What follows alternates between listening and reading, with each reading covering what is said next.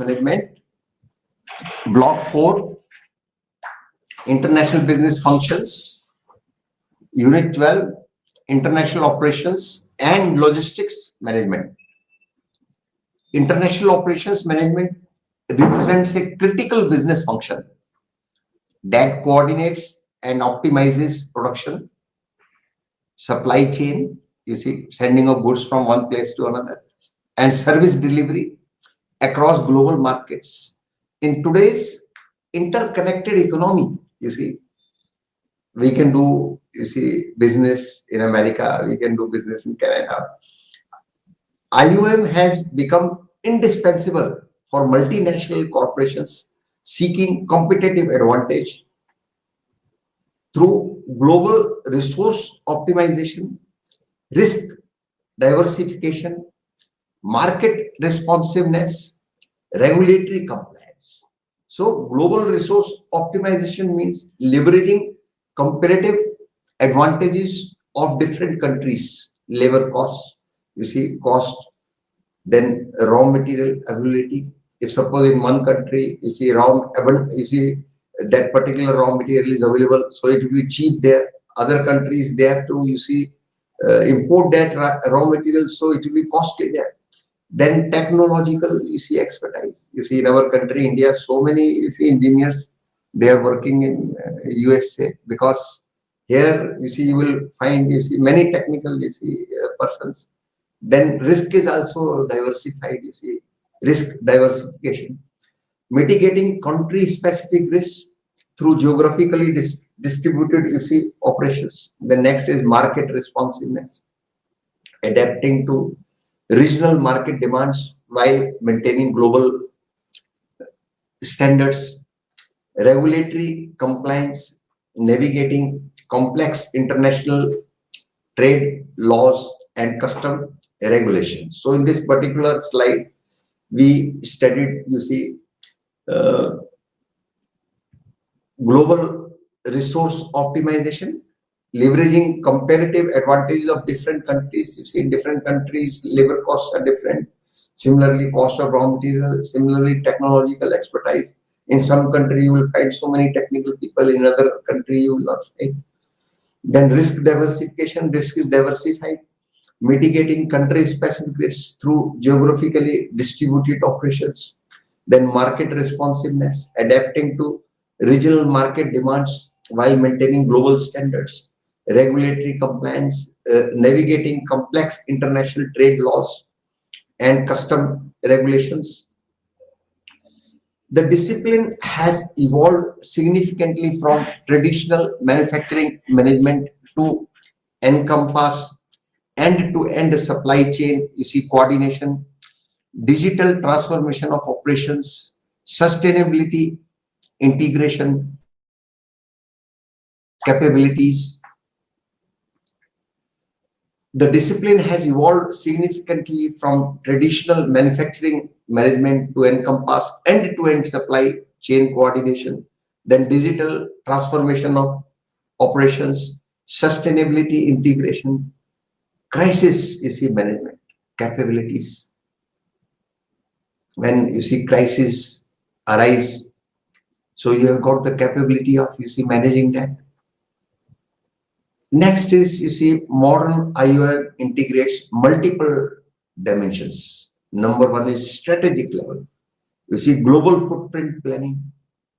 Then make or buy decisions. Then technology, transfer strategies.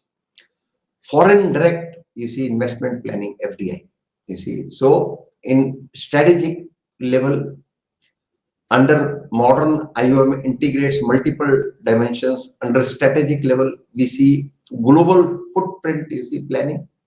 Then make or, buy decisions, whether, we should produce this particular commodity in our country, or we should, buy, which is going to be cheaper. Then technology transfer strategies, Then FDI, planning. FDI, foreign direct investment, investment in other countries. Now, next is tactical level. In tactical level, there is capacity planning across regions, Then there is network optimization. Then there is, you see, supplier relationship management. And the last one is, you see, risk mitigation, you see, strategies, how to, you see, mitigate the risk. You see, what are going to be the strategies. So under tactical level, there is capacity planning regions, there is network optimization, there is supplier relationship management, there is risk mitigation strategies. Then next is, you see, operational level operations, day-to-day production scheduling. You see, what is the schedule day-to-day, you see, of today production, whether it is going to have one shift, whether two shifts, whether 24 hours, all the three shifts, you see. Then quality control implementation, then logistics, you see, coordination, then continuous improvement programs. You see, there should be improvement, you see, continuously. So at operation level, we see day-to-day production scheduling, we see quality control implementation, we see logistics, you see, coordination, then we see continuous improvement programs. Now, what are the advantages of global production? You see, what are the advantages? You see, so there is a chart for this. Now, advantage, then explanation. Then there is a real world, you see, example. They have explained it with example. Then what are the key considerations? So first advantage is cost arbitrage. You see, it is leveraging wage differentials across geographies. You see, in some country wages will be less, in some country wages will be more. Example is, you see, Apple, you see, apples, you see.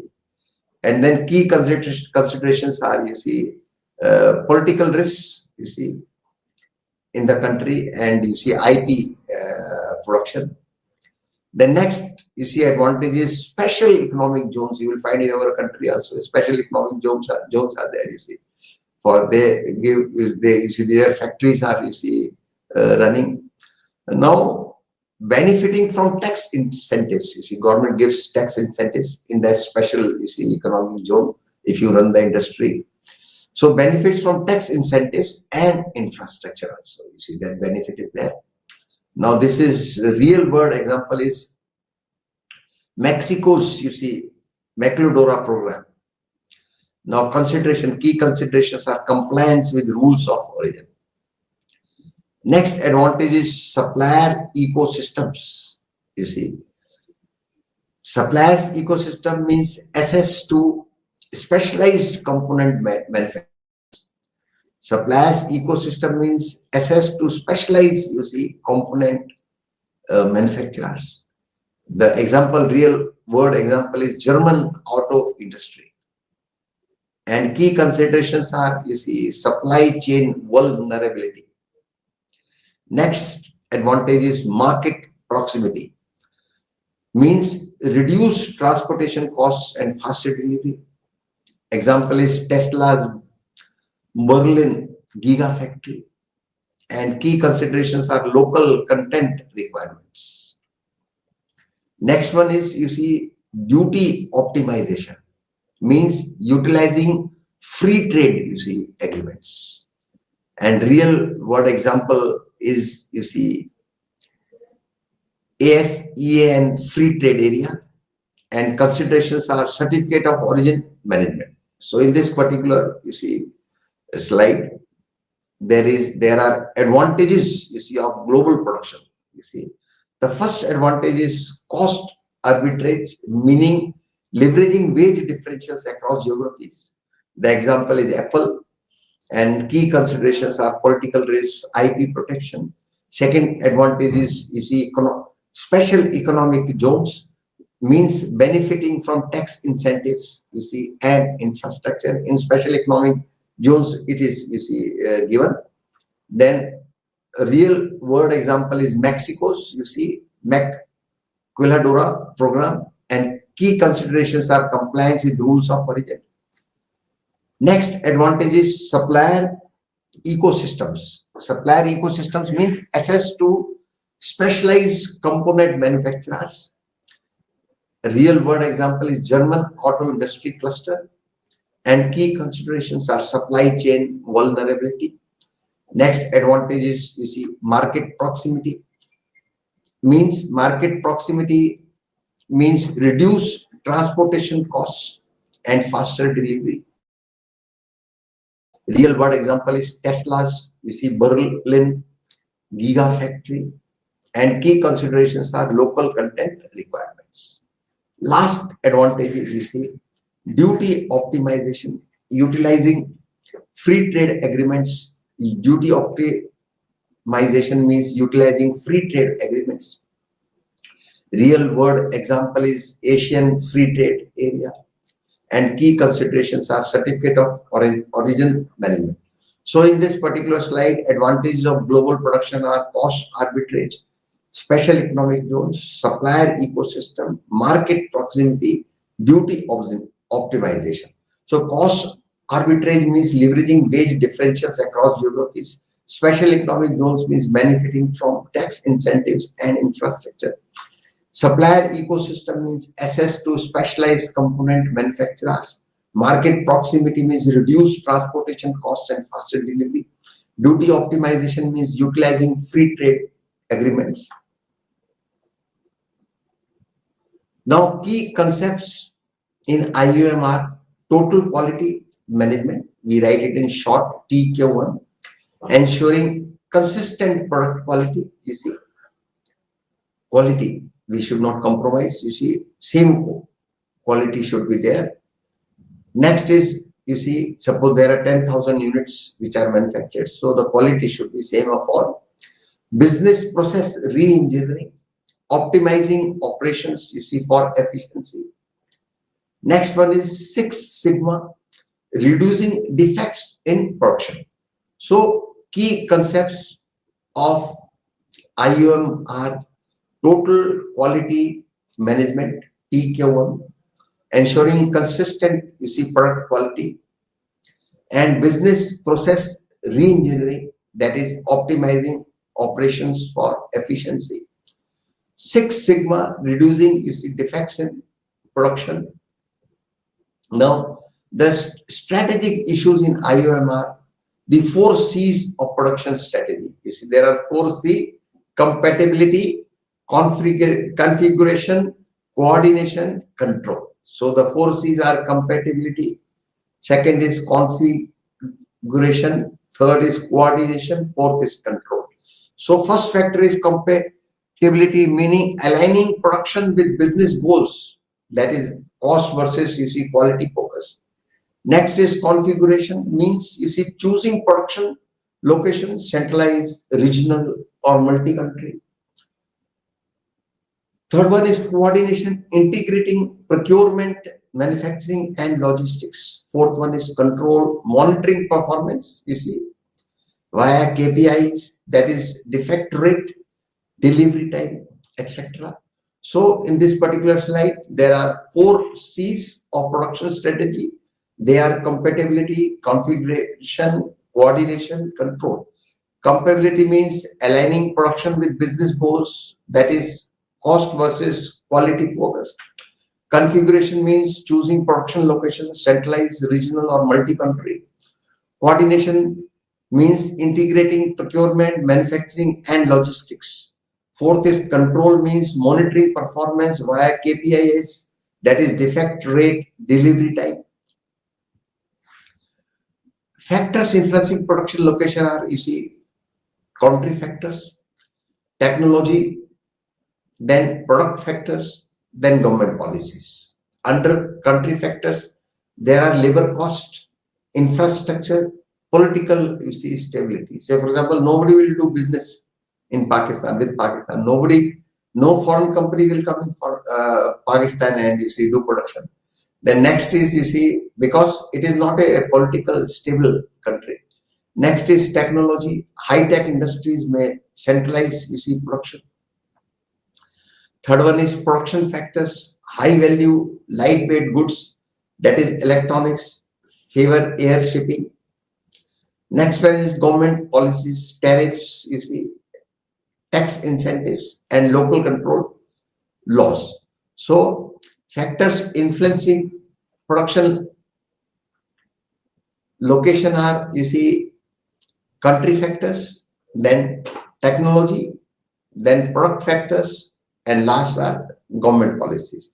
Under country factors, there are, you see, labor costs. You see, what is the cost of the labor, whether it is, you see, less or more. Then infrastructure, then political stability of that particular country, then technology. High-tech industries may centralize production. Then product factors, high-value product, or it is lightweight, you see, goods, that is electronics, goods are lightweight, favor air shipping. Next is government policies, you see, tariffs. In the under government policies, what are the tariffs, what are the tax incentives, and what are the local, you see, content laws. Next, you see, we come on international logistics, you see, management. Logistics involve the planning, implementation, and control of the flow of goods from origin to consumption. Key components include, you see, inbound logistics, that is sourcing raw materials, process logistics, managing production workflows, outbound logistics, that is distributing finished goods, reverse logistics, that is handling returns and recycling. So under international logistic management, what do we mean by logistics? Logistics involve the planning, implementation, and control of the flow of goods, you see, from origin to consumption, from the place of manufacture country to the country which is going to consume. Its key components are inbound logistics, process logistics, outbound logistics, reverse logistics. Inbound, you see, logistics means sourcing raw materials. First, we have to get the raw materials. Then process logistics means managing, you see, production workflows, you see, doing production. Third one is outbound logistics, you see, that is distributing the finished goods. Fourth one is reverse logistics, handling returns and recycling. You see, if suppose goods returned.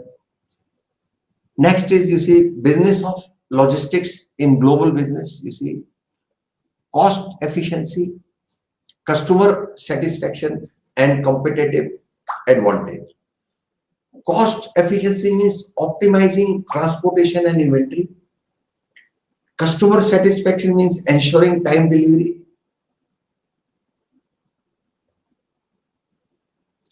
Right product, right time, place, price, condition, quantity, and promotion. Next is, you see, competitive advantage, faster delivery and better service than competitors. You see, if your company is doing, you see, faster service, better service than other company, then naturally they will give you the order. So, importance of logistics in global business, you see, is cost efficiency, customer satisfaction, and competitive advantage. In cost efficiency, optimizing transportation and inventory. In customer satisfaction, ensuring timely delivery. In competitive advantage, faster delivery and better service than, you see, other companies in the same field than their competitors. Now, integrated logistics and third party, you see, logistics. Third party logistics, we write in short 3PL. Third party logistics, we write in short 3PL. So integrated logistics means combines all logistic functions, that is packing, customs clearance, warehousing, etc. under one provider. You see, one company is going to serve. And 3PL evolution means, you see, customs brokers, freight forwarders, then full 3PL providers. Customs broker handle import-export documentation. You see, customs brokers, they handle only you see, import and export documentation. Then freight forwards, they manage shipping and transportation. Full 3PL providers offers end-to-end logistics solutions. They will do the entire thing. Now, the 7 R's of logistics, you see, right product, then right quantity, then right condition, then right place, right time, right customer, and right price. So these are the 7, you see,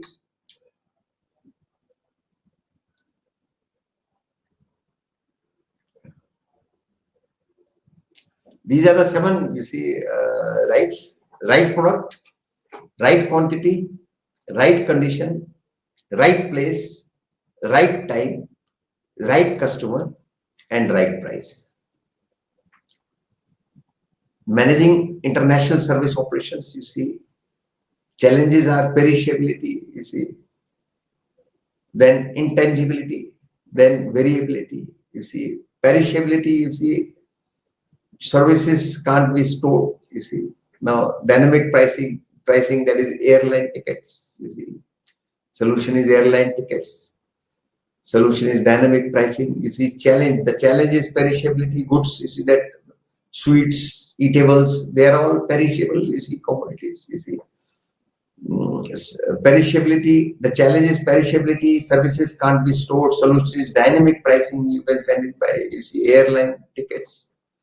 Then intangibility, no physical product. Intangible, it is intangible, no physical product. Strong branding, that is Starbucks, you see, Starbucks customer experience.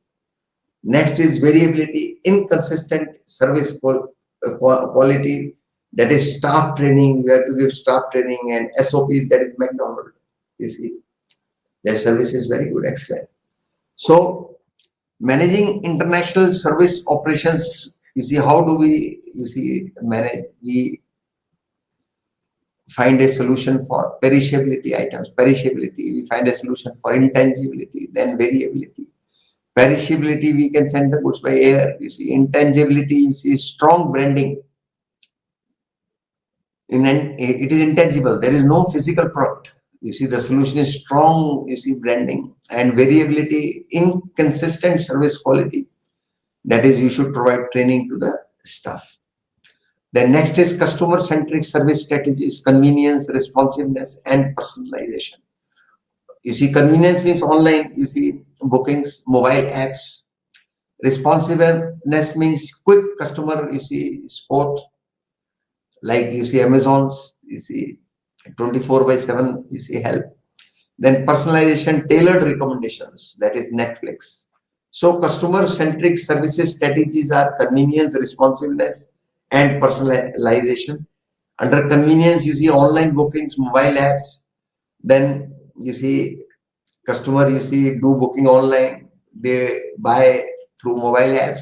Then responsiveness, quick customer, you see, support, that is Amazon's 24/7 help. Example. Then next is personalization, that is tailored recommendation, that is like Netflix. Now international retailing. International retailing means post-pandemic retail trends, you see, e-commerce growth, online shopping dominates, you see, Amazon, Alibaba, hybrid retail, combining physical stores with digital sales, supply chain resilience, you see, reducing dependence, you see, on single suppliers. So under international retailing, we see post-pandemic, you see, retail trends were e-commerce growth, online shopping dominates, that is Amazon, Alibaba, hybrid retail, combining, you see, physical stores with digital sales, supply chain resilience, reducing dependency on single, you see, suppliers. Now, key retail strategies are inventory management, you see, predicting demand to avoid stockouts, you see, sustainable practices, eco-friendly packaging, and logistics. Then loyalty programs should also be there, you see, so that customers are retained. Loyalty programs retaining, you see, customers via discounts and rewards. You should give them some movie tickets, some discounts are offered, so they will remain loyal to the company. So there should be loyal programs. So key retail strategies are, you see, inventory management, sustainable practices, loyalty program. Inventory management is protected demand to avoid stockouts. Sustainable practices means eco-friendly packaging and logistics. Loyalty programs, you see, for retaining customers, loyalty programs are held, and how they are doing it, they will give discount, they will give, you see, rewards. Now, international supply chain management, ISCM, ISCM coordinates materials, information, and funds from suppliers to consumers. Components include procurement, production, distribution, and reverse logistics, technology integration, AI, artificial intelligence, IoT, blockchain for real-time tracking. So international supply chain management coordinates materials, information, and funds from suppliers to consumers. Components include procurement, production, distribution, and reverse logistics, technology integration, artificial intelligence, IoT, blockchain for real-time tracking. Now, supply chain models are supply chain operations. Reference SCOR. The model's name is SCOR. It means supply chain operations reference. Second model is GSCF, Global Supply Chain Forum. So under supply chain operations reference, there is measures end-to-end performance. Under Global Supply Chain Forum, focuses on, emphasizes cross-functional collaboration. So under model supply chain operations reference, the focus is on, it measures end-to-end performance. Under Global Supply Chain Forum, it focus in emphasizing cross-functional collaboration. Now, technology in SCM is, blockchain technology, IoT sensors, then artificial intelligence, forecasting. Blockchain means secure, transparent transactions, IoT sensors, real-time tracking of shipments. Then AI forecasting, artificial intelligence forecasting, predicting demand fluctuations, that is Walmart's inventory system. So in this particular slide, there is technology in SCM, blockchain, blockchain secure, transparent transactions, IoT sensors, real-time tracking of shipping, then AI forecasting, predicting demand fluctuations, that is Walmart's, inventory system. Now, IOM integrates global production, logistics, and services for efficiency. Logistics relies on 3PL providers and follows the 7 rupees for success. Retailers must adopt hybrid models and artificial intelligence driven inventory systems. SCM technologies, artificial intelligence, blockchain, improve transparency and reduce costs. So IOM integrates global production, logistics, and services for efficiency. Logistics relies on 3PL providers and follows the 7 rupees for success. Then retailers must adopt hybrid models and artificial intelligence driven inventory system. SCM technologies, artificial intelligence, blockchain, improve transparency and reduce costs. Now we come on the unit 13. This unit is, International Human Resource Management, IHRM. International Human Resource Management, IHRM. The key terms are IHRM, under IHRM, activities to utilize human resources across global operations. Expatriate, an employee working outside their home country, that is expatriate. 4Cs model focuses on commitment, competence, congruence, and cost effectiveness. Ethnocentric approach, PCNs hold key positions in foreign operations. Geocentric, approach, best talent is hired globally irrespective of nationality. So the key terms are IHRM, activities to utilize human resource across global operations. Expatriate, an employee working outside their home country, we call them expatriate. Then 4C model, 4Cs are competence, commitment, congruence, and cost effectiveness. Then ethnocentric approach, PCNs hold key positions in foreign countries. Next is geo approach. In this geo approach, best talent is hired globally irrespective of nationality. If you are having the best talent, you will be hired, whether it will be in a foreign country or within the country. Now, under introduction to IHRM, Human Resource Management, International Human Resource Management. International Human Resource Management plays a pivotal role in ensuring optimizational competitiveness and productivity, especially for firms engaged in international business. As business expand globally, managing a diverse workforce becomes increasingly complex. Human resource managers must navigate cultural differences, legal frameworks, and varying business practices across countries. International human resource management is essential for firms relocating operations to leverage advantages in scale, scope, systems, and synergy.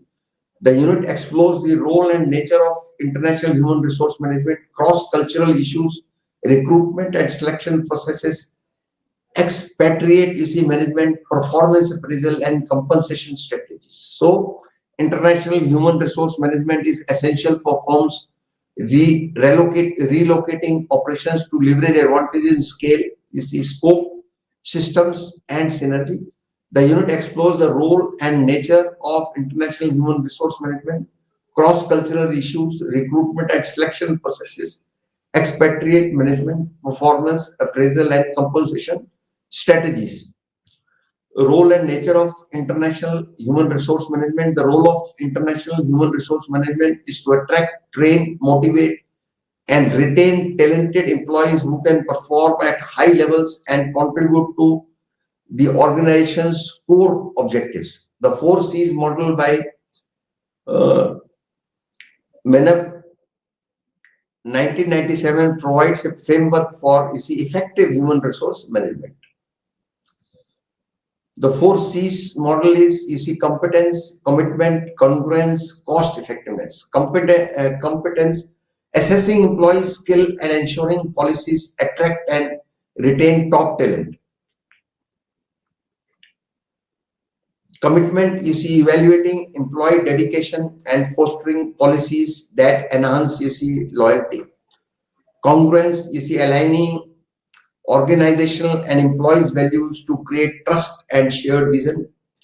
Cost effectiveness, ensuring human resource policies are finally viable regarding wages, benefits, and turnover. So the 4 C's are competence, commitment, congruence, cost effectiveness. Under competence means assessing employees' skills and ensuring policies attract and retain top talent. Commitment means evaluating employee dedication and fostering policies that enhance loyalty. Congruence means aligning organizational and employee values to create trust and shared vision.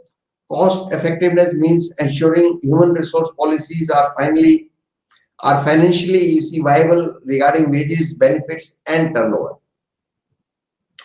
Key functions of human resource management are human resource planning, staffing, training and development, performance management, compensation and benefits, labor relations. So, key functions of human resource management are human resource planning, meaning forecasting demand and supply of talent. Staffing means recruitment and selection of employees. Training and development means enhancing employee skills. Performance management means evaluating and improving employee performance. Compensation and benefits means designing competitive pay structures.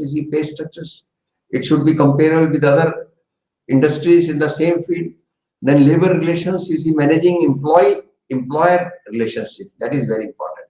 So key functions of human resource management are human resource planning, meaning forecasting demand and supply of talent. Staffing means recruitment and selection of employees. Training and development means enhancing employee skills. Performance management means evaluating and improving employee performance. Compensation and benefits means designing competitive pay structures. Labor relations means managing employee-employer relationship. So key functions are human resource planning, staffing, training and development, performance management, compensation and benefits, labor relation. These are 6 key functions, and other 3 are, and next is Morgan's model of international human resource management highlights 3 dimensions. One is HR activities, human resource activities, country categories, then employee tax. HR activities are procurement, allocation, and utilization. Country categories are host country, home country, and other countries. Employee types are host country nationals, then parent country nationals, and third country nationals. So Morgan's model of international human resource management highlights 3 dimensions. The first dimension is Human resource activities, procurement, allocation, and utilization. Second dimension is, you see, country categories, host country, home country, and other countries. Third dimension is employee types, host country nationals or parent, you see, country nationals, and third country nationals. Host country national, we write HCN, parent country national, we write PCN, and third country national, we write TCN. Now, cross-cultural issues in international human resource management are culture defined as social norms and behavior significantly impacts international human resource management. Key cultural elements include language, religion, etiquette, negotiation. Under language means facilitates, you see, understanding of local expectations and legal documents. Religion means influences work schedules and practices. Etiquette means it shapes social and business interactions. Then negotiation requires alignment with cultural communication styles. Then next is, you see, cross-cultural perspectives are, you see, Japanese culture, Western culture, developing countries culture. So Japanese culture emphasizes collective responsibility and consensus-based decision making. Western culture, you see, means focuses on individualism and quick decision making. Next one is developing countries, you see, often favor authoritarian, you see, leadership and low salary, you see, and low salary differentiation. Now, managing cultural diversity, you see, strategies include strong top management support. Support of the top management should be there. Diversity training and language programs. Flexible work, you see, arrangements, you see, that is telecommunicating. Last one is mentoring and career development for minorities. So, managing cultural diversity, you see, strategies include are, you see, strong top management support. Second one is diversity training and language programs. Third one is flexible work arrangements, that is telecommuting. Fourth one is mentoring and career development for minorities. International recruitment and selection. You see, multinational enterprises adapt 4 staffing approaches. The first approach is ethnocentric. PCNs fill key positions, may alienate, you see, HCNs. Then polycentric. HCNs manage local operations, risk disconnection from headquarters. Then region-centric. Regional managers overseas operations. Then geocentric, best talent is hired globally regardless of nationality. So multinational enterprises adopt 4 staffing approaches. The first approach is ethnocentric. PCNs fill key positions, may alienate, you see, HCNs. Polycentric. HCNs manage local operations, risk disconnection from headquarters. Region-centric. Regional managers oversee operations. Geocentric, best talent is hired, you see, globally regardless of, you see, nationality. Let it be of any, you see, country. Like our Indians, they are hired, you see, abroad. Managing expatriates, you see, expatriates are PCNs or TCNs assigned to host countries. You see, advantages are technical expertise and alignment with corporate culture. Enhanced parent subsidiary, you see, communication. So managing expatriates, you see, expatriates are PCNs or TCNs assigned to host countries. Advantages are technical expertise and alignment with corporate culture. Second advantage is enhanced parent subsidiary, you see, communication. Disadvantages are higher compensation costs. Second disadvantage is potential resentment from HCNs. Next is selection criteria, technical ability and cross-cultural suitability. Then family and country-specific requirements. Then language proficiency and, you see, psychological readiness. So we study, you see, managing expatriates. What are the disadvantages? Higher compensation costs. Second disadvantage is potential resentment from HCNs, you see. And what is the selection criteria? You see, in selection criteria, technical ability and cross-cultural suitability. Then family and country-specific requirements.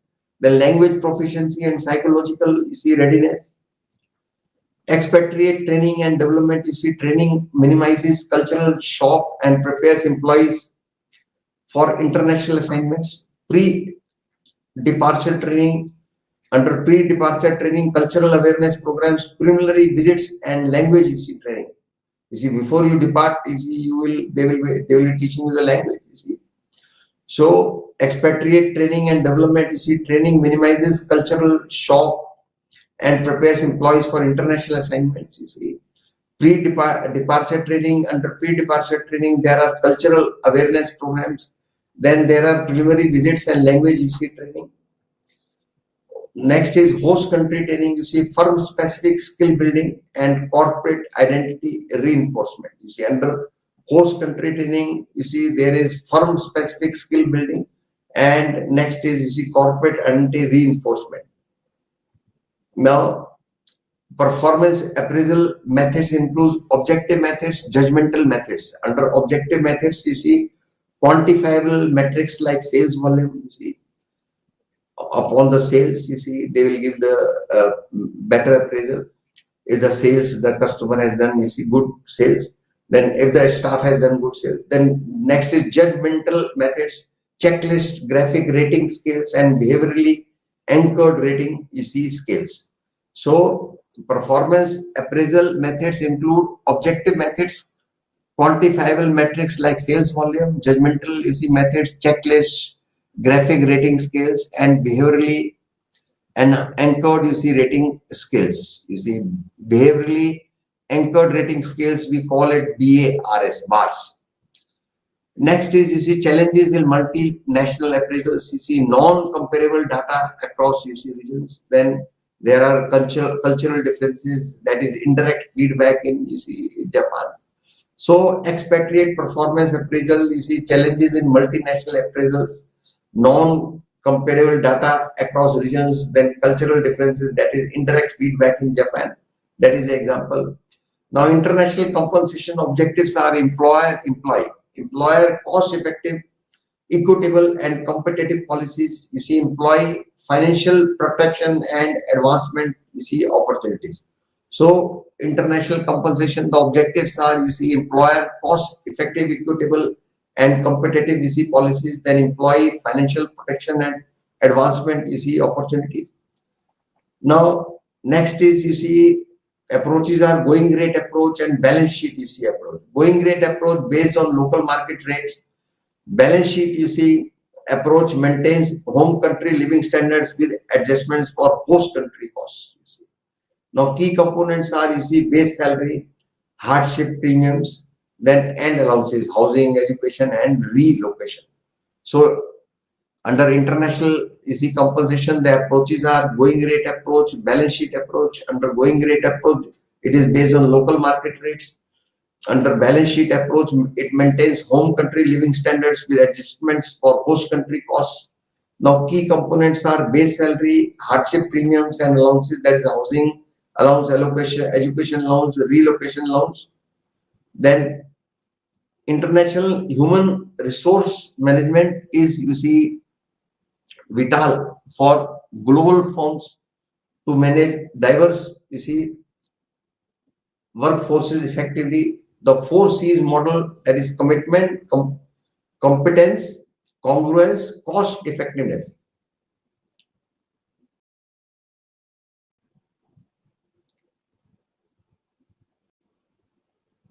Here it is: competence, commitment, congruence, cost effectiveness. The 4 C's model. Competence, you see, assessing employee skills and ensuring policies, you see, attract and retain top talent. You see, the top talent should not leave, you see, and go. Company has to, you see, retain him. You see, they should retain him by giving him yearly, you see, incentives, increments. So, under competence, you see, assessing employee skills. What are the skills of the employee? And there should be, you see, policies which attract and retain the top talent. The best, you see, staff of the company should be retained. There should be policies, you see, so that they will not leave. There should be policies to attract them, you see. Next is commitment, you see, evaluating employee dedication, and fostering policies that enhance, loyalty. Next is congruence, aligning organizational and employee values to create trust and shared vision. Next is cost effectiveness, ensuring human resource policies are financially viable regarding wages, benefits, and turnover. So then we studied the key functions. Key functions are human resource planning, staffing, training and development, then performance management, then compensation, and benefits, then labor relations. So key functions of international human resource management, department are: the first is human resource, planning, forecasting demand and supply of talent, then staffing, recruitment and selection of, employees. Then next one is training and, development, enhancing employee skills, then performance, management, evaluating and improving, employee performance, compensation and benefits, designing competitive, pay structures. Pay structures should not be very low, they should not be very high, they should be, competitive with other, industries in the same line. Then labor relations, that is very, important, managing employer, relationships. Your behavior should be, excellent, with the laborers. You should not treat them as, laborers. Our behavior should be good, and definitely they will, if we will behave properly with them, they will definitely do, their best for the company.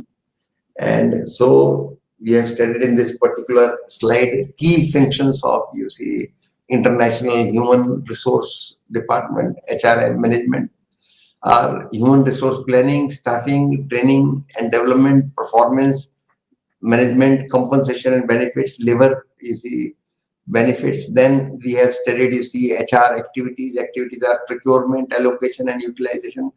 Then country categories are host country, home country and other countries. Then employee types are host country nationals, then parent country nationals, and third country nationals. Then we have studied, cross-cultural issues in international human resource management are, language, religion, etiquette, negotiation.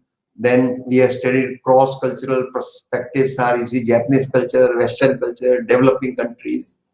Then we have studied, managing cultural diversity.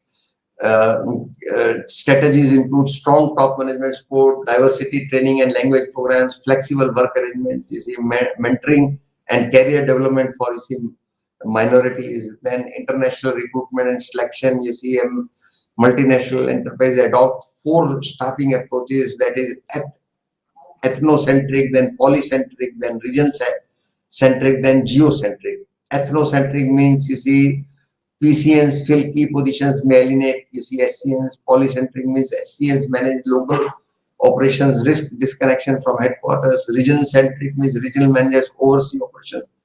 Geocentric means best talent is hired globally, regardless of the, nationality. Let the person be of any country. If he is having the best talent, company will hire him. Then managing expatriates is, expatriates are PCNs or TCNs assigned to host countries. Advantages are technical expertise and alignment with corporate culture. Enhance, parent-subsidiary communication. Then disadvantages are higher compensation cost, potential resentment from HCNs. Then selection criteria is technical ability and cross-cultural suitability. Then family and country-specific requirements, language proficiency and psychological, readiness. Then expatriate training and development. Training minimizes cultural shock and prepares employee for international assignments. Pre-departure training means cultural awareness programs, preliminary visits and language training.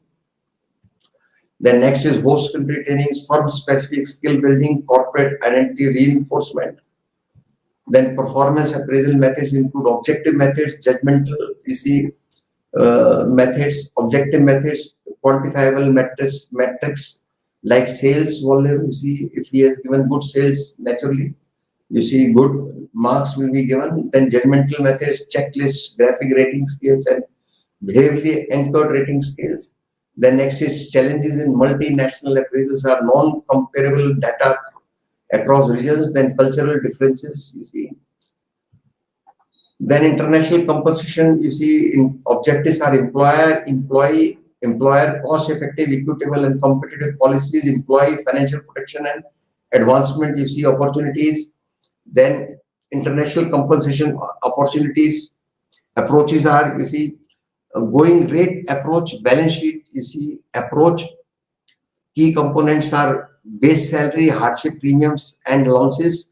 Next is, you see, IHRM is vital for global firms to manage, you see, diverse workforces effectively.